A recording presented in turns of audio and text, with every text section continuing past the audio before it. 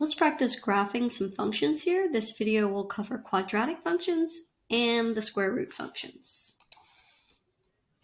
So the first graph here asks us to graph negative 2x squared minus 1 using our technologies. So take out your graphing calculator, clear out anything that is in the y equals button, and type your function, negative 2x squared minus 1.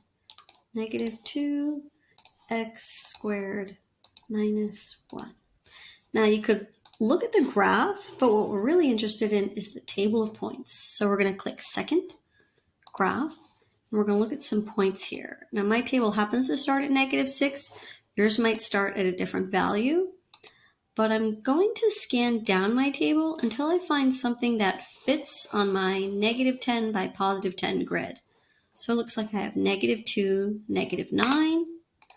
So I'm going to plot a point at negative 2, negative 9. And then negative 1, negative 3. Then I have 0, negative 1. Then I have 1, negative 3. And I have some symmetry going on here. I'm going to go over to 2. And now I have 5 points. And it says plot at least 5 points. So I'm going to say I'm done plotting.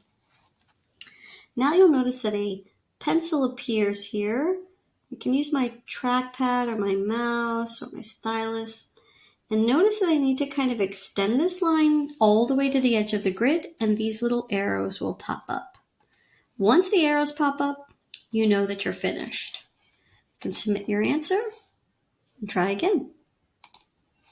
All right, this one is 2 quantity x plus 4 squared. So I'm going to go back here. I'm going to clear out my old function, 2 quantity x plus 4 quantity squared. Let's just double check that. 2x plus 4 squared, yes. All right, so now I'm ready to look at the table. I'm actually going to arrow up here. Oh, too big. Okay, so negative 6, 8 will be my first point. Negative 6, positive 8. Then I'm going to go negative 5, 2, negative 4, 0. And let's see what else I've got. Negative 3, 2. Negative 3, 2. Oh, looks like I'm turning around and going back up. Negative 2, 8.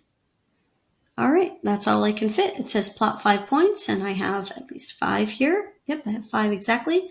Done plotting. Now I'm going to use my trackpad and go all the way up. It's a little bit easier for me when I start from the vertex instead of starting from another point. It's a little easier to go up and out. Okay, let's try the square root functions now. It's the same task, but you're going to use the square root button on your Ti-84 calculator. Negative square root of x, and the plus 3 is outside.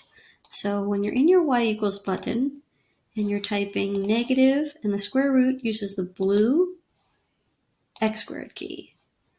So we have to type negative square root of x, but then I have to get out of this square root sign. So I need to press the right arrow, and then I can press my plus 3. Yep. Let's view the table. And notice that there's no graph in this area. It starts at 0, 3, 1, 2. So 0, 3, 1, 2. Let's see if I can get some more integer points here. 4, 1, 4, 1, 4, 1, and 9, 0. Okay. 16, negative 1 would be off the grid, but it does go into the negative area, so I'm going to click Done Drawing Points, and then I'm going to be very careful here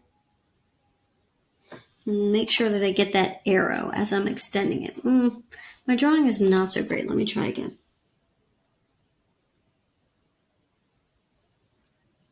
Okay, that's slightly better. I think you really need to make sure you cross through all of these points. Okay. I think that's decent. Submit and done. Okay. That's how you graph functions using your technology or your Ti-84 graphing calculator.